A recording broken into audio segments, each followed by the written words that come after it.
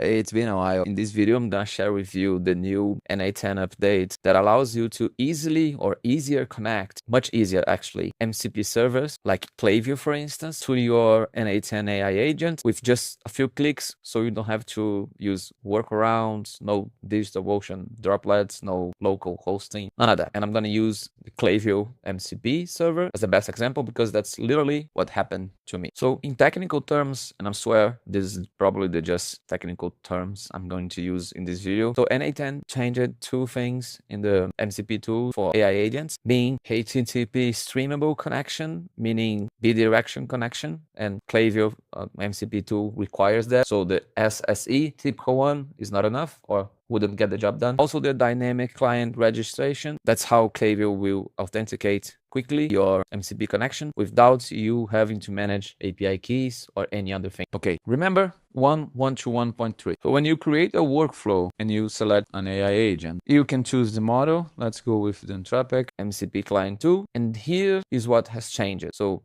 SSE is now not the unique one to have the HTTP streamable, as I said. And when we are going to use this dynamic authentication for Klaviyo, I'm going to show you how easy it is. To get there, let's go to this website here. I'm gonna leave the link, the URL in the description, but that's pretty much the Klaviyo documentation for its own MCP server. And you're going to see that it doesn't even mention N8N here, probably partially because when they created this, it was not even possible to connect it directly to N8N. That simple. I don't know. If you work at Klaviyo, let me know. They teach you how to connect to your Claude, ChatGPT, Cursor, and VS Code. For Claude and ChatGPT, it's interesting because you can have them in your chat. So for your personal use, it works wonder. So imagine when you open your ChatGPT application, you can ask it, hey, how's my Klaviyo account X performing for abandoned cards email? It's going to reply to you back. But for production, for you to use in workflow or in a system, that's not ideal. That's not how you go about it. So we want to have it N8N AI agent in this example. So if you see here, the URL we want to point at is this one. This is the endpoint. You're going to again select HTTP streamable.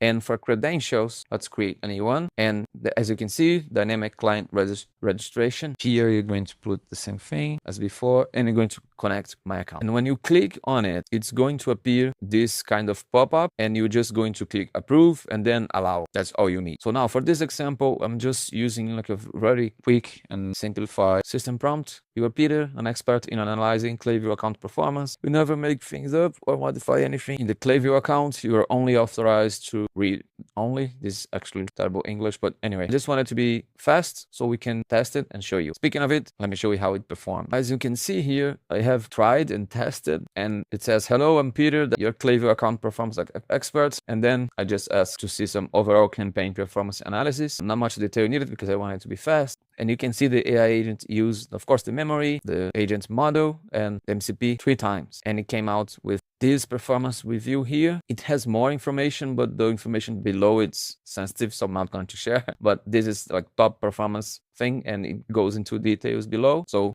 give it a shot, try as well.